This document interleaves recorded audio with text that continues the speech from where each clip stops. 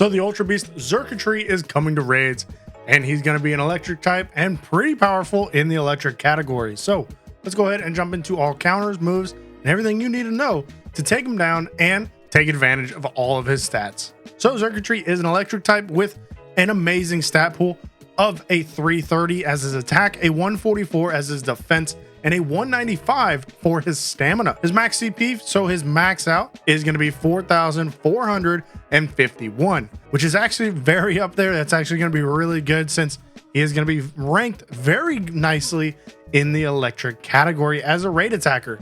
From raids though, you will want that 100% at 2,249. And then in rainy weather, you will want the 2,812 for the 100%. It's actually really good. So first off, let's go ahead and jump over his strengths and his weaknesses. So since he is electric type, he is going to be having that single weakness of ground, which obviously we have a lot of strong ground types in the game, and he's going to be resisting electric, flying, and steel types, which is actually really good. What's nice about having the ground type as his only weakness, most of his moves are electric, so they are going to be able to take advantage of not getting hit super effective. Like his fast moves are going to be Thunder Shock and Spark, which are 2 stab moves.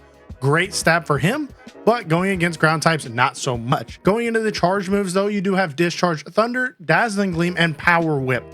Power Whip obviously is going to be hindering those ground types since they will be weak to it, yet that's only one move you have to watch out for. And honestly, that's not a big deal. He has to get a charge move off. You're going to be doing massive damage anyway. So having a Power Whip come off, not as a stab, is going to be great for you as a ground type Pokemon. So just keep that in mind.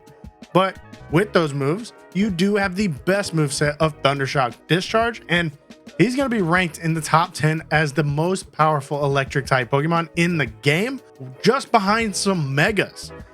So being just behind some Megas, which already get a power boost already, which is going to be huge. So don't miss out on this. Definitely try and get one. He's going to be an amazing electric type raid attacker. So if you are into the Go Battle League, you can use him in the Master League. He's actually a ranked 167. So not too bad, but not too great either. Just kind of in the mid ground in the upper echelon though.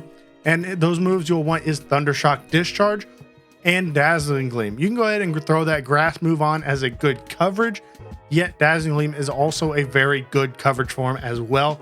And he will have that 15-15-15 for that CP. Now getting into counters though, you are going to have Regigigas with Hidden Power and Giga Impact.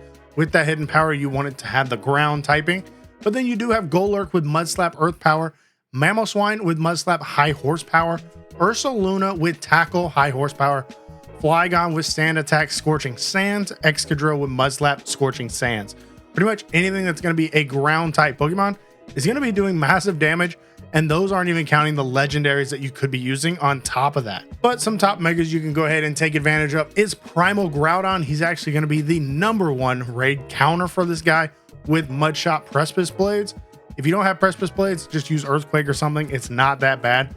And Primal Groudon is going to be boosting all ground type moves, so watch out for that. That's going to help you do massive amounts of damage. Then you do have another ground mega of Mega Garchomp, which is going to be Mudshot Earth Power doing insane damage. And then you do have Mega Swampert. Remember, he does have Mudshot Earthquake, and he is that water ground type, so he is immune to the electric type moves since he does have that ground typing. So you can take advantage of him being that dual typing very easily. And then some weathers to go ahead and take advantage of is the Clear and Sunny Day, helping boosting all ground type Pokemon and moves. So boosting the ground type even more, allowing you to just do massive damage and try and get in there to solo and duo him. In the rainy weather, he is going to be boosting all electric type moves, plus getting that CP boost for his weather boost. That's not a big deal if you're already running the ground type Pokemon. So just keep an eye out for that. And then you will have partly cloudy weather boosting the normal type moves. That's there if you do want to run a Regigigas or something. And then cloudy weather will be boosting the Dazzling Gleam and fairy type moves. So watch out for that. I definitely look in for the clear and sunny weather.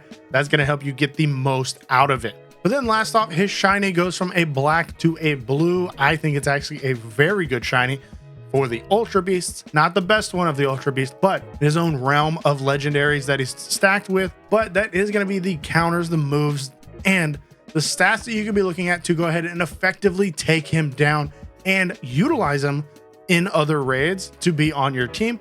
Definitely don't miss out on this. He's a great raid attacker in the electric type category. If you are interested in more raid guides, we do have some right here on the channel. Definitely don't miss out on those to make sure you're on top of your game when you are trying to go into these raids. And I'll catch you guys in the next one.